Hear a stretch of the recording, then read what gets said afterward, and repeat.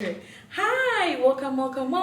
So welcome back to Krokaru Channel, and today we're going to be talking about a very sensitive topic, but a very important topic to discuss. So it's going to be on women's safety here in Japan, and we're going to touch on some of the cases that have happened before, personal experiences, and then we'll finish off with some tips on how to stay safe as a woman here in Japan. And of course, we have two lovely guests today.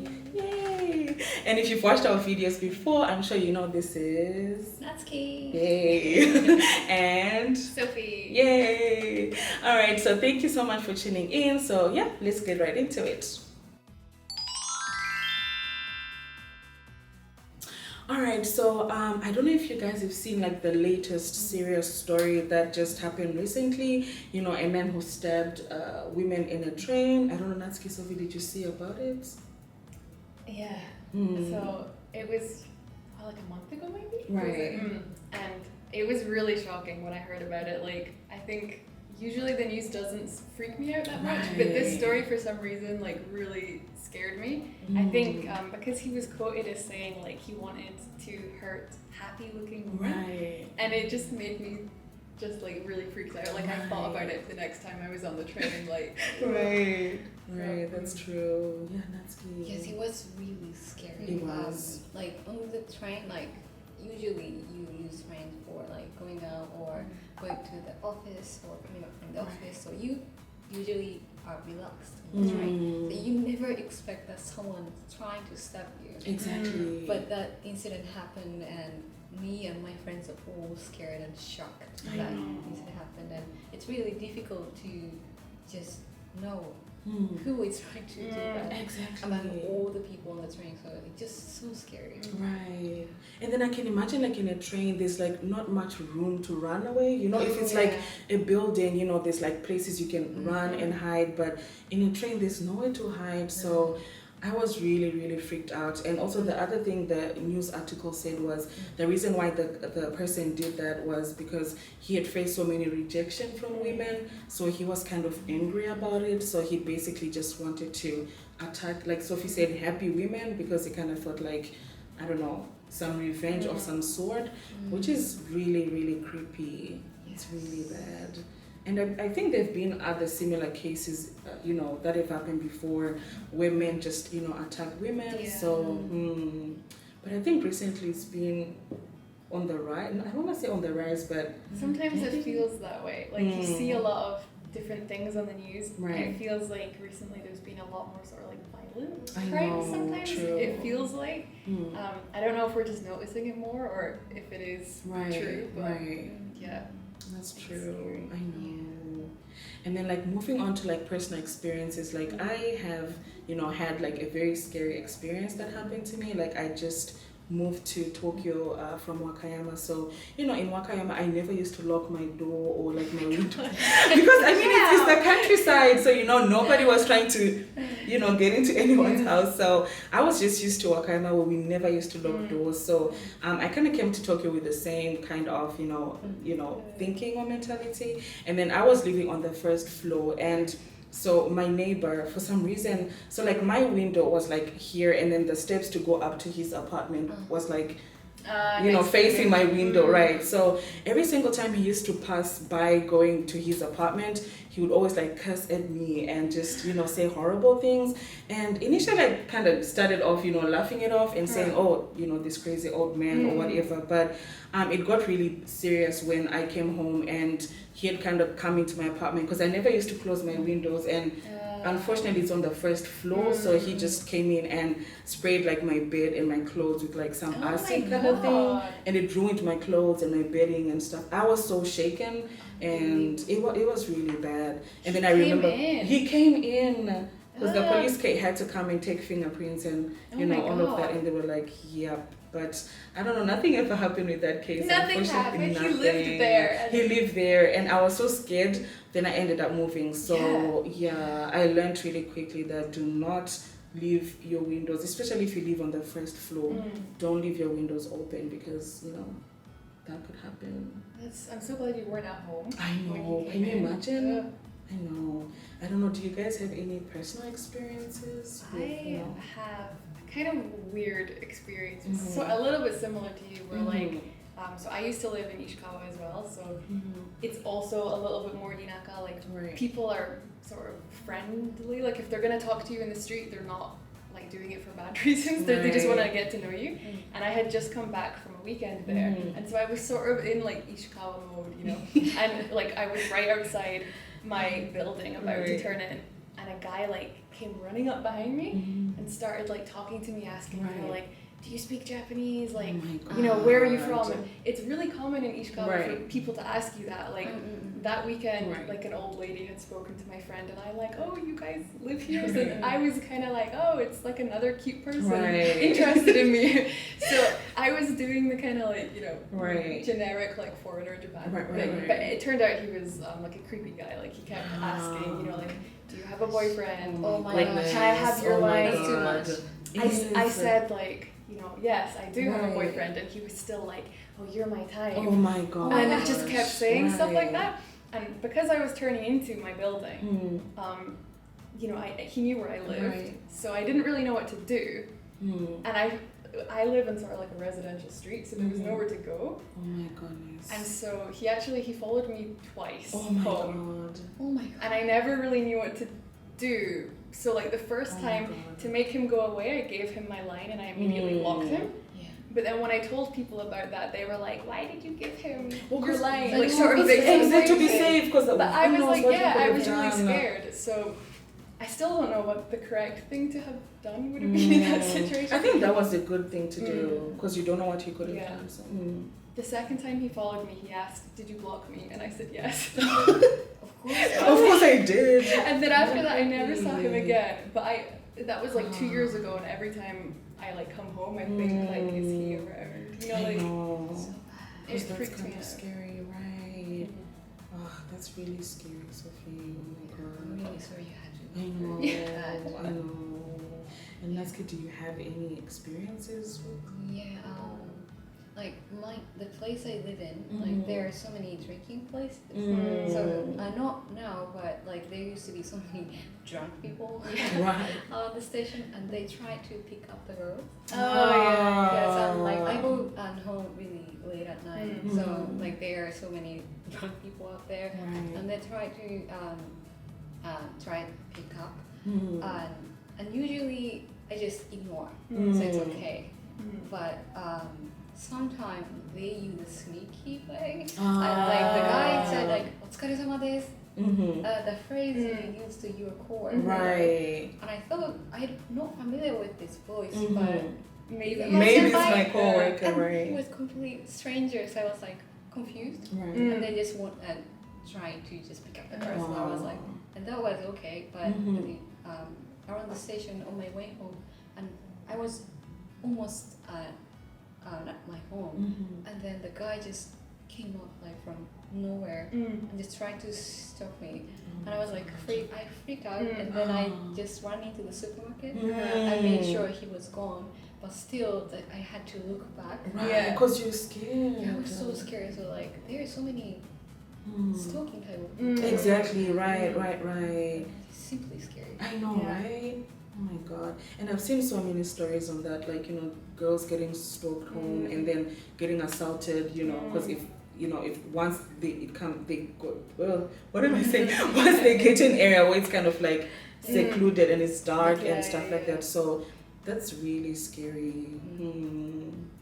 All right, so moving on to a more positive topic, but then more positive side. So maybe discussing, like, you know, some of the tips on how to protect yourself or how to be safe. So starting off, just to let people know, in case you didn't know, I think we read on a website that said about 70% of women here and 30% of men have experienced some sort of assault. So that's kind of scary. Like, I mean, that's really scary. It's much higher than I thought it Honestly, I still think it's much higher, but then it's just that people don't report it and people don't talk about it. But I probably think the numbers are probably higher, but some people don't want to, you know, open up about it. So that's really scary. It shows you that in as much as Japan is safe, but these things can still happen. But anyway, starting off with some tips for staying safe at home. Maybe I'll start off with Natsuki. Do you have any tip for, you know, if you're at home, how to stay safe? Yeah, so maybe one thing is from coming from outside to your home. So like I shared cases, some weird people are sometimes on the street. So make sure that you have your phone with you, so that you can appeal to people that you immediately can call to your friends. And one other thing is the buzzer, which beeps if you like push the button, and so that people around you will notice something happen. That's true. And the third thing is use a taxi when you get home. That's a good one. Because it's not too expensive. It's not cheap, but it's not too expensive to use the taxi. That's true. So don't just hesitate to use taxi when you get home late at night. That's true. Yeah, That's that is true. one way. Oh, those are good tips actually. Especially the taxi one. I didn't think about it because it's not so expensive in Japan. How about you, Sophie? Any tips for? I guess one of the ones that you might have heard about would be when most people will put their washing to dry outside on like the balcony or the windows or whatever. You know, we don't really have like tumble dryers here, so it's always going to be outside usually. But if your balcony is not closed off, people can get what you've put out there. That's true. And it is quite common in some cases where people might steal like your underwear or things that are hanging out. So I guess just be careful of that, especially with like kind of stalker type people. If they might watch what you're like hanging out, and if they see it's only ever like women's clothing, they're like, oh, she lives alone, like that kind of thing. That's true. Or they can steal it, which is obviously creepy. So. That's true. Yeah. That's a good one. Well, for me, I don't know. I think the ones I've already covered before, like if you live on the first floor, don't leave your windows open. Just make sure you lock them. And even like if you decide to take a nap, even if you're at home, I would still maybe lock your windows. Like don't leave it open, because I've also read stories where, you know, creepy guys jump into the apartment and then assault the woman while she was sleeping. So even if you're at home, if you're napping and you're not awake, I would still keep everything just locked and closed. I think that would be my tip. Yeah. I don't know, Sophie, let's get any additional ones? Yeah, I think the same idea as Sophie mentioned. So please be careful about what you hang outside. Right. So like my friend just told me to just use the underwear of men, so that you can like those people you have a boyfriend. Right. So no only like not women alone in the house. And also I just never hang my underwear outside. Outside, true. So that it's going to make it difficult to judge if like a person lives alone or it's women or men. So maybe that's one tip. Much better. Okay, so moving on to like general tips of, you know, staying safe, either on the train or outside. Maybe Sophie, you can go first. So I think kind of similar to what Natsuki was talking about earlier, when you're walking home and you've got your phone, you might also just want to like have your keys ready so you can like get in the door really quickly. Oh, true. I don't necessarily promote violence, but in the case of like an assault, you can, you know, get someone with your keys. Right. I don't necessarily. That's not a tip, but it might help you. That's true. Actually, speaking on that point, like I saw a video. It was like a CCTV that was recording, and this woman, like she did what Sophie said. Like she quickly opened the door, went in quickly, and just as she shut the door, another man tried to enter. Like so, if she had been, you know, on her phone, taking her time, he probably would have, you know, pushed inside with her and done something horrible. I was like. So every time now I always make sure that I'm ready to get inside. I'm not, you know, lounging around and, you know, because you never know who's, you know, just waiting for you or something. Right.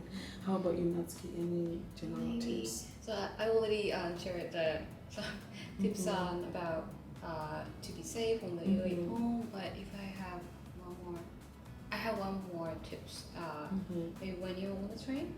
So it's a sad thing, but still many people do sexual harassment. Right. And sadly, some people just pretend that they are not the same. Right. Because they're on the way home in a rush, or they want to go to the workplace as soon as possible. Right. Some people just pretend they're not realizing. In that case, that harassment is a big deal, maybe don't hesitate to use emergency button on the train. So all the cars on the train have emergency buttons, and if you push that button and the train conductor comes to you, or they will talk to you via the microphone, which is with that button. So if the train will stop and you would maybe feel it's a big deal and too much, but it's a crime. So don't hesitate to use the emergency button when you're sexually assaulted and people just pretend they don't realize and just don't hesitate. Maybe that's one way. That's a good one. That's a good one. Right. Because it's kind of like a loud way to, save yourself. Because sometimes even if you, shout help or something, people might just, keep their heads down and not do anything. So I think that's the ultimate, the best tip to it, I would say for me, maybe one thing is, because I just noticed a lot of the times, like on the train, I do it as well. My head is always glued to my phone and I'm not, checking what's going on around me. But I think it's always important to kind of just, check what's going on around you, because you might not pick, some weirdo who's trying to, follow you home or something like that. So if you could every now and then just check around and see if there's anything happening, so that you don't get followed home and end up getting assaulted because you didn't notice it early enough or something. That's a good idea. Right. Sophie, so I mentioned I don't condone violence, but I'm going to talk about it again. That I think in other countries it's quite common to sometimes you might have like pepper spray or like even like little pocket tasers or something. So whatever's common in your country, just be aware that actually those things are illegal in Japan. Right. So you might think that it's okay, but it's not. So things like, of course, knives, obviously, pepper spray, tasers, all these kinds of things. Do not have those, especially if you did happen to use them. You would probably end up being the one getting charged instead of the person who assaulted you initially. So that's true. Be careful.